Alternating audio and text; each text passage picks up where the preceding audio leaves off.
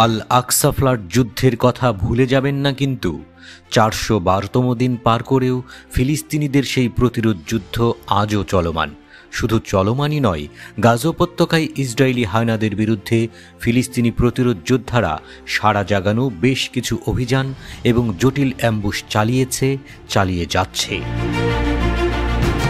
ফিলিস্তিনি প্রতিরোধ যোদ্ধাদের সামরিক শাখার যোদ্ধারা রাফাহ শহরের বুর্জ আওয়াদ মোড়ের কাছে ইসরায়েলি সেনা ও তাদের যানবাহনকে লক্ষ্য করে বহুমুখী অভিযান চালিয়েছে।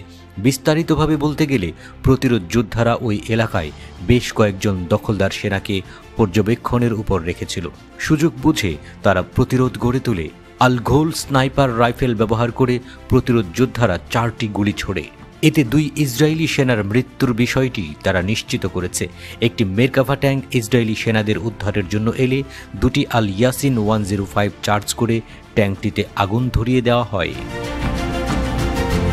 পরে একটি ইসরায়েলি সামরিক বুলডোজার পুড়ে যাওয়া ট্যাঙ্ক এবং সেনাদের উদ্ধার করতে মোতায়েন করা হয়েছিল।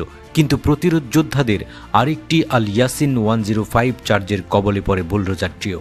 হতাহতদের সরিয়ে নিতে একটি উদ্ধারকারী হেলিকপ্টারকে ঘটনাস্থলে পরবর্তীতে অবতরণ করতে দেখা যায়, কিন্তু অবতরণ করার সাথে সাথে হেলিকপ্টারটি ভারী আর্টিলারি গোলাবর্ষণের শিকার হয় বলে স্থানীয় সংবাদদাতারা জানিয়েছে।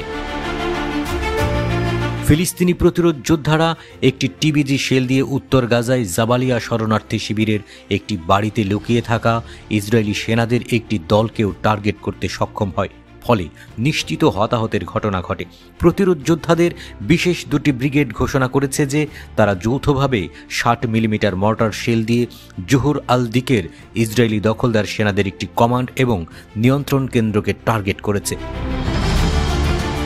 প্রতিরোধ যোদ্ধাদের আরেকটি ব্রিগেড 107টি রকেটের একটি সালভো দিয়ে উত্তর গাজার জাবালিয়া শরণার্থী শিবিরের পূর্বে সিভিল অ্যাডমিনিস্ট্রেশন এলাকার কাছে দখলদার ইসরায়েলি সেনা কমান্ড এবং নিয়ন্ত্রণ কেন্দ্রে আক্রমণ চালিয়েছে।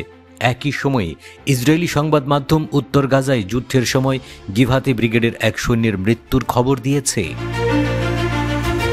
ফিলিস্তিনি প্রতিরোধ যোদ্ধাদের ব্রিগেড বৃহস্পতিবার বলেছে যে তাদের যোদ্ধারা উত্তর গাজা উপত্যকার বেইত লাহিয়ায় 15 জন সেনার একটি ইসরায়েলি পদাতিক বাহিনীর মুখোমুখি হয়েছিল। বৃহস্পতিবারের ওই মোকাবেলায় প্রতিরোধ যোদ্ধারা ক্লোজ কোয়ার্টার যুদ্ধে পদাতিক বাহিনীর সদস্যদের নির্মূল করতে সফল হয়। উত্তর গাজা উপত্যকার জাবালিয়া ক্যাম্পের পশ্চিমে আল সাফতাভি এলাকার কাছে ট্যান্ডেম চার্জ রকেট চালিত গ্রেনেড ব্যবহার করে একটি মেরকাভা ট্যাঙ্কেও তারা আক্রমণ চালিয়েছে।